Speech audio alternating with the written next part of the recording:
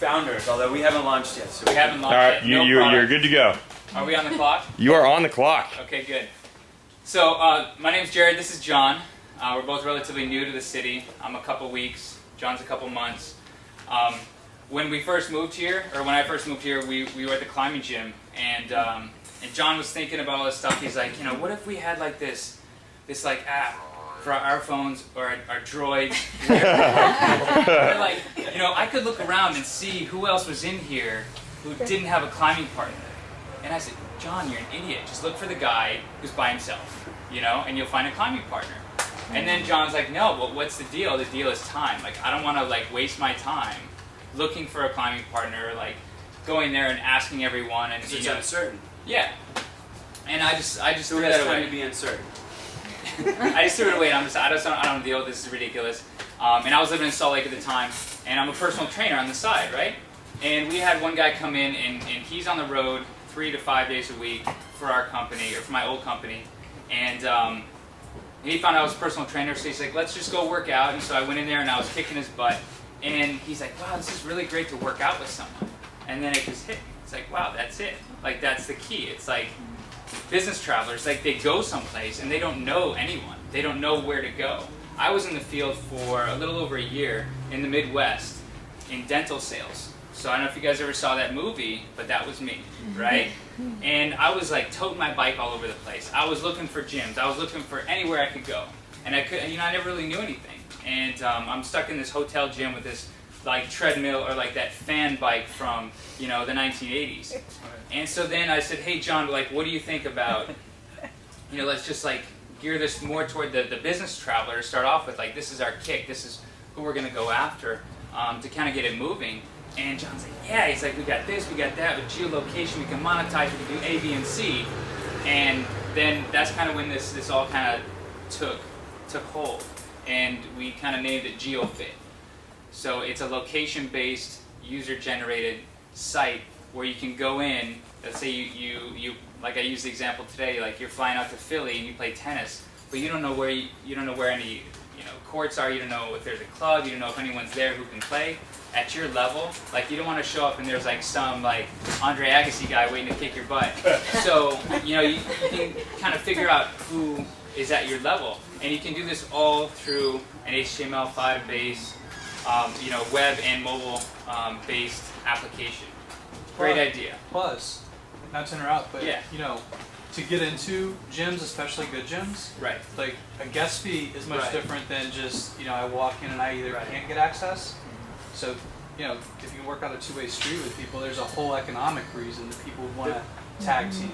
Right. The core of the model is to create a secondary market. Because if you look at Silicon Valley, and you look at a lot of really successful companies, a lot of them are just essentially secondaries. They take something that's being traditionally sold in a real organic pipeline, and they're taking some kind of information technology, taking that transaction into an electronic market, and making it a more efficient transaction. eBay, Amazon, Google, really is just a secondary market. They're just connecting buyers and sellers through some information pipeline. That's all it is.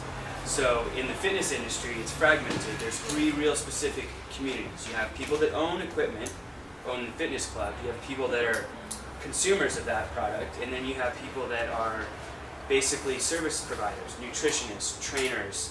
I mean, that goes on and on and on. When was the last time anyone in the room saw a nutritionist? Anybody? Been a while. Exactly. When was the last time somebody in the room changed the oil in their car? We do it all the time, right? But you could argue that the body is considerably more valuable to your experience in life than a car is. So the whole notion is to break down the barriers that really prevent us from being efficient and getting fitness. Because I'm not going to go to the rock gym to find a partner. I'm busy. I'm working 2 or 3 jobs. I have startup ideas. I have all kinds of stuff. And I'm not going to wander around the gym to find a partner. But if I know that with my trusty, ridiculously powered phone, I can just walk in there ahead of time, find somebody, it'll be that much better. So I think that this might be easier than you think to launch because I think the technology already exists. So I live in New York, and in New York they have this new iPhone application where if you want to find a cab to say Brooklyn, I live near Grand Central Station, a cab is $20. You can go on this app and it'll find all the people who want to go to Park Slope, Brooklyn, near Grand Central Station, and then you meet at a certain point and catch a cab from Grand Central Split to taxi Park fare, right? Slope and split the fare. The one criticism of this from especially single women were that it's kind of dangerous to just get in a cab with some guy. But so if there were user profiles in response to that, we want wanna to do user all of that. profiles, which was brilliant. And we also so want to there pull might be a way off of leveraging that technology for this. completely. Totally. So I mean, the technologies. Sorry to cut you off, but the technologies are there. Yeah. We just want to tie them together. We just want to make that knot, and that's our touch point. So you know, you have Foursquare, you have eBay, you have Facebook. We don't, you know. You have your Facebook profile, you got a real name right there. Exactly. A validated person. And so let's say you come and I train you, I give you a session, and you go on and you rate me. Yeah. 5 stars, of course. And then you're gonna be like, he was on time, he was great. I feel like, you know, I feel great. And then, you know, then that's the profile. Like you're populating other people's profiles. It's all user generated. You know, it's just putting like technologies to use. Like I mean, I've been in the fitness industry for a long time. I've been training people. I was an athlete in college, and it's just you come out and you just see a mess. I've been to pretty much every gym in the United States, like every type of gym. So, but it's highly fragmented and just disgusting, and it's not monetized properly. Yeah. I think there's also some like further on ways that you can really turn this into a money-making machine. Because let's say, okay, all the 3 user communities. Let's say you're the owner of a studio, right? You have a spinning studio, and your classes are booked for the next 6 months solid. Like you're a pretty high-end joint in Manhattan, right? And you think that because your classroom is booked for the next 6 months solid, you know what? You know, my business is good. I'm maximizing my revenue potential. I'm using 100% of my capacity. But the reality of that is that's not actually true, because you've just locked in a revenue stream. If you could introduce some kind of call optionality into the transaction, we can provide that, which is a service that's not normally accessible to a small business owner. Think about it. You reserve all 90% of your capacity, right? And then you let 10% of that capacity float inside of an environment that we essentially create some kind of virtual currency inside of the system.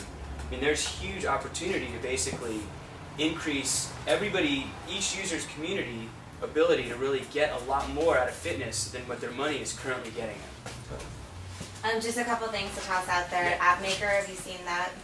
No. It's an application that actually, if you have some kind of database, you can put an app over it without having to hire developers. It's kind of like Weebly or other WordPress sites that you don't have to be that coder.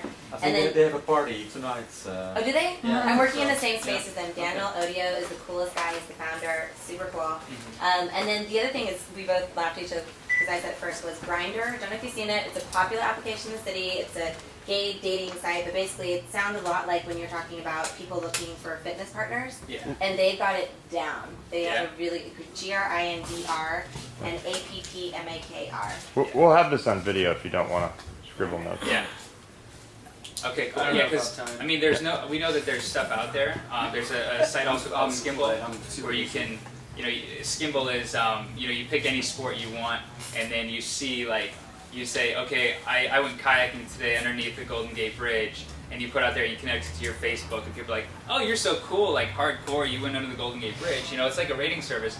Like, that's not our game. Like, that's not what we want to do. It's not utilizing what we have out there as far as technology is concerned. So we want to tie that together and just, I guess, see if it works.